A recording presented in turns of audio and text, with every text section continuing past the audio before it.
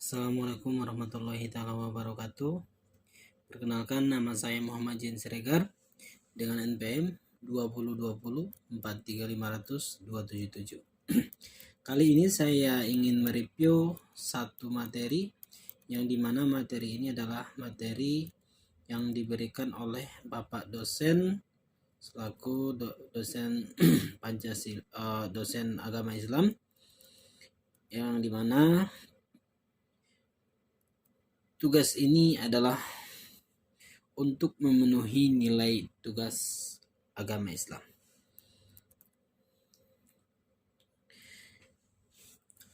Adapun yang akan saya review pada materi kali ini adalah tentang konsep manusia dalam Al-Quran. Tapi sebelum kita melanjut ke dalam pembahasan ataupun reviewnya, alangkah baiknya yang pertama sekali kita ucapkan Bismillahirrahmanirrahim, dan tidak lupa juga kita panjatkan puji syukur kita kehadirat Allah Subhanahu wa taala yang telah memberikan kita beribu-ribu nikmat kesehatan, kesempatan serta rahmat dan karunia-Nya sehingga kita masih bisa melaksanakan aktivitas kita sebagai manusia dan melaksanakan kewajiban kita sebagai umat manusia ataupun umat Islam. Dan tidak lupa juga kita hadiahkan ke roh Nabi besar kita, Nabi Muhammad Sallallahu Alaihi Wasallam, yang telah menyelamatkan kita dari alam kegelapan menuju alam yang terang benderang seperti adanya sekarang, dengan melafazkan Allahumma sholli ala sayyidina Muhammad wa ala alihi sayyidina Muhammad. Bismillahirrahmanirrahim. Kali ini saya akan mereview materinya. Konsep manusia dalam Al-Quran. Mungkin semua orang sudah tahu bahwa Al-Quran sangatlah penting di dalam kehidupan manusia.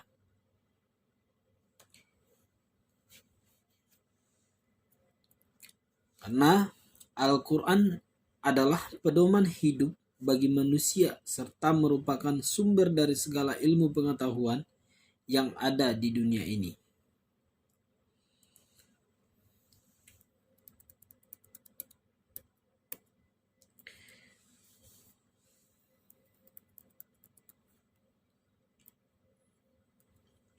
Manusia secara bahasa tersebut juga insan yang dalam bahasa Arabnya yang berasal dari kata nasya yang berarti lupa, dan jika dilihat dari kata dasar al-uns yang berarti jinak, kata insan dipakai untuk menyebut manusia karena manusia memiliki sifat lupa, dan jinak artinya selalu menyesuaikan diri dengan keadaan yang buruk yang baru di sekitarnya. Manusia cara keberadaan dan sekaligus membedakannya secara nyata dengan makhluk yang lain, seperti dalam kenyataan makhluk yang berjalan di atas dua kaki, kemampuan berpikir dan berpikir tersebut yang menentukan hakikat manusia. Manusia juga memiliki karya yang dihasilkan sehingga berbeda dengan makhluk yang lain. Manusia menurut pandangan ilmu pengetahuan. Asal-usul manusia menurut ilmu pengetahuan tidak bisa dipisahkan dari teori tentang spesies lain yang telah ada sebelumnya melalui proses evaluasi.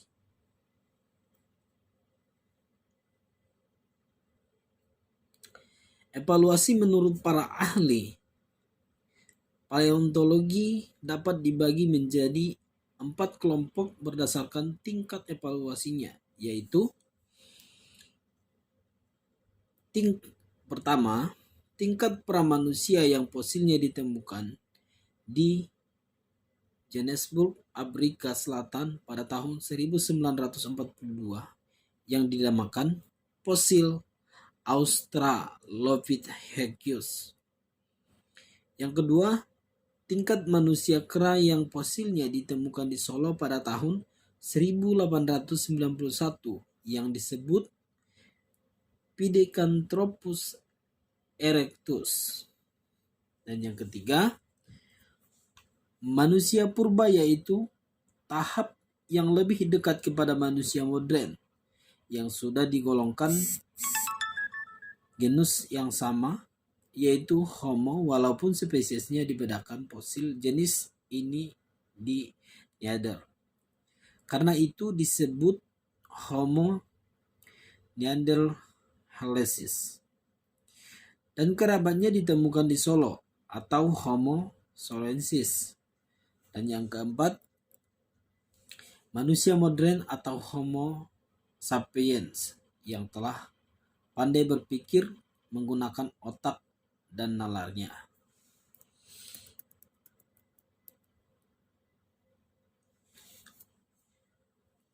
Pada hakikatnya manusia ini sama saja dengan makhluk hidup lainnya, yaitu memiliki hasrat dan tujuan. Manusia sebagai salah satu makhluk hidup di muka bumi merupakan makhluk yang memiliki karakter paling unik. Itu saja yang membedakan manusia dengan makhluk lainnya.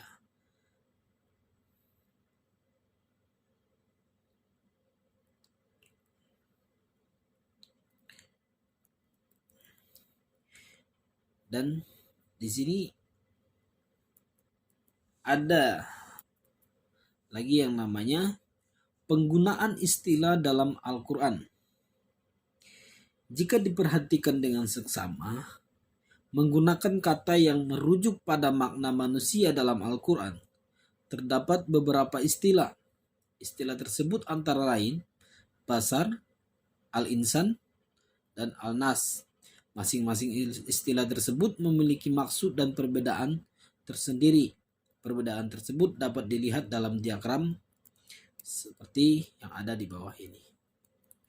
Di dalam diagram ini kita bisa melihat istilah manusia di dalam Al-Quran. Yang pertama yang ada tiga istilah. Tadi sudah kita bahas di atas.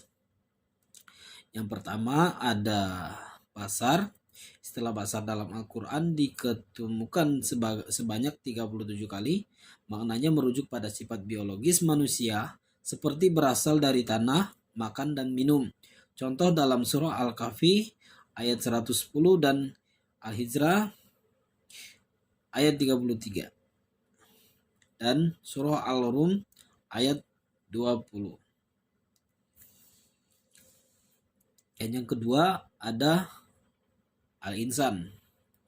Istilah Al-Insan dalam Al-Quran diketemukan sebanyak 65 kali. Maknanya merujuk pada sifat psikologis atau spiritual manusia sebagai makhluk yang berpikir, diberi ilmu dan mengemban amanah. Contoh dalam surah Al-Alaq dan surah Al-Alaq ayat 5, surah Al-Ahzab ayat 72. Dan yang ketiga ada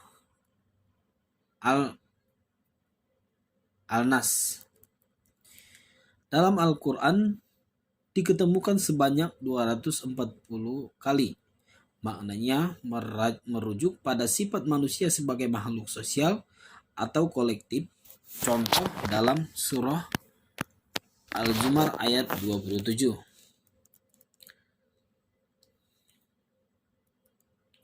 Persamaan dan perbedaan dengan makhluk lain. Persamaan dengan makhluk lain secara umum antara manusia dengan makhluk Allah yang lainnya atau jin malaikat yang lain memiliki kesamaan dari sisi untuk beribadah pada Allah Subhanahu wa taala. Namun demikian, dalam kenyataannya terdapat kelompok ciptaan Allah yang lain yang membantah terhadap perintah Allah, yakni iblis dan setan. Hal ini sebagaimana terekam dalam Al-Quran surah Al-Baqarah ayat 34. Di mana, dan ingatlah ketika kami berfirman kepada Allah, dan ingatlah ketika kami berfirman kepada malaikat, sujudlah kamu kepada Adam, maka sujudlah mereka kecuali iblis. Ia enggan dan takabur dan adalah ia termasuk golongan orang-orang yang kafir. Proses penciptaan manusia menurut Islam. Katakanlah, dialah yang menciptakan kalian dan menjadikan pendengaran, penglihatan, dan hati nurani bagi kalian. Tetapi sedikit sekali kalian bersyukur.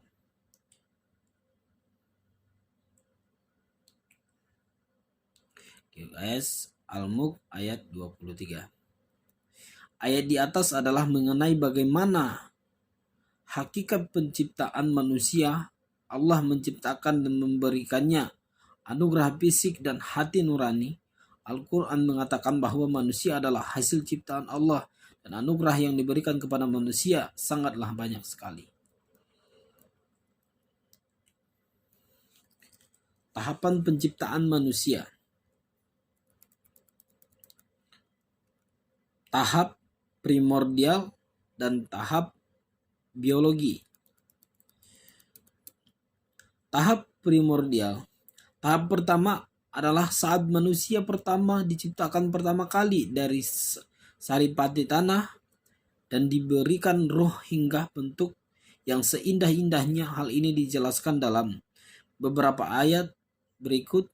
QS Al-An'am ayat 6 dan 2.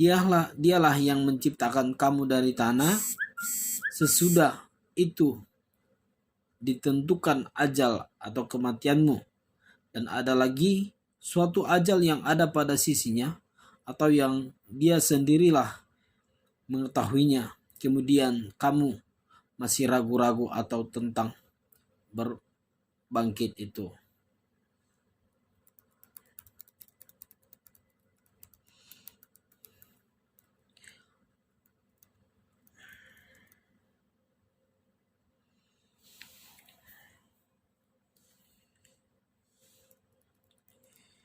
Tahapan biologi. Tahapan biologi adalah sunnatullah atau hukum Allah melalui proses biologis yang terdapat dalam fisik atau tubuh manusia beserta segala perangkatnya. Proses biologi ini membedakan hakikat manusia menurut Islam dengan makhluk lainnya yang tidak memiliki ruh dan akal untuk mengambil keputusan saat dewasanya. Proses tersebut sebagai berikut. 1. Nutfah atau intisari tanah yang dijadikan air mani. Yang kedua, rahim tersimpan dalam tempat yang kokoh. Yang ketiga, alaqah, darah yang beku menggantung di rahim. Yang keempat, mudghah, segumpal daging dan dibalut dengan tulang belulang. 5. Ditiupkan ruh.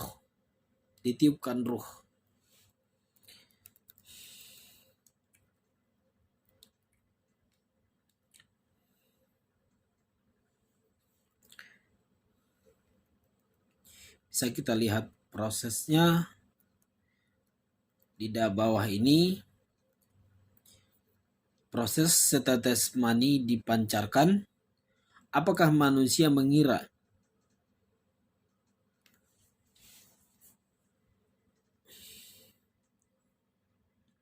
akan dibiarkan tak terurus? Bukankah ia hanya setitik mani yang dipancarkan? Quran surah Al-Qiyamah ayat 36-37. Di dalam ayat tersebut menunjukkan bahwa proses penciptaan manusia berawal dari air mani atau sperma yang terpancar, namun hanya setitik yang menjadi manusia sehingga Allah memberikan nikmat hidup melalui proses tersebut. Sebelum adanya pembuatan dalam rahim wanita, ada kurang lebih 250 juta sperma terpancar dari laki-laki pada satu waktu. Dari 250 juta sperma yang terpancar, hanya ada satu yang bisa bertemu dengan sel telur wanita atau ibu melalui saluran produksi wanita. Dialah yang menciptakan segalanya dengan sebaik-baiknya. Dialah yang menciptakan manusia dari tanah liat. Kemudian ia menjadikan keturunannya dari sari-sari yang hina. Dari sari air yang hina. Quran surah ayat 32. Quran surah 32 ayat 7 sampai 8.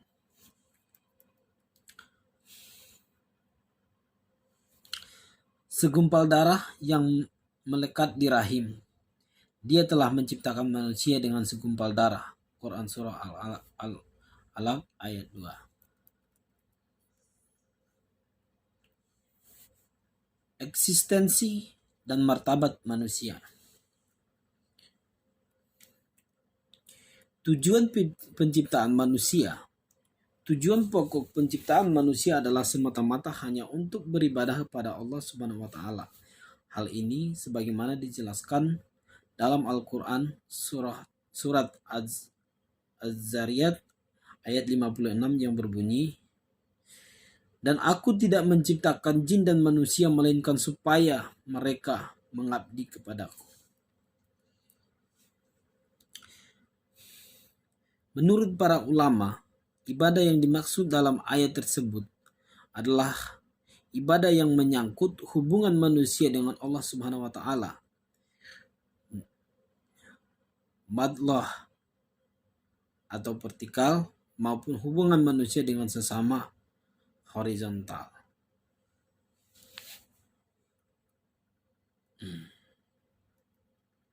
Dan yang terakhir, fungsi dan peran manusia. Diciptakannya manusia di muka bumi adalah tak lain berfungsi sebagai khalifah di muka bumi. Peran tersebut sebagaimana dijelaskan dalam Al-Quran surah Al-Baqarah ayat 30.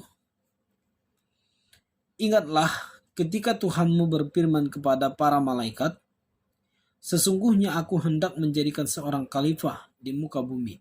Istilah khalifah dalam ayat tersebut memiliki makna sebagai penerus ajaran Allah Subhanahu wa taala dan pemakmur dan pengelola bumi beserta isinya.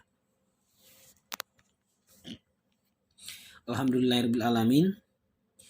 Sekian penjelasan atau review dari saya. Mohon maaf jika ada kesalahan, kekurangan baik dalam penyampaian maupun perkataan. Saya sendiri menyadari bahwa diri ini adalah manusia biasa yang tidak luput dari kesalahan, dosa. Saya mohon maaf yang sebesar-besarnya dan mohon atas pengertiannya kepada Bapak dosen. Dan saya pribadi menerima masukan ataupun siap menerima masukan ataupun teguran yang semisalnya ingin Bapak dosen berikan. Sekian dari saya. Assalamualaikum warahmatullahi wabarakatuh.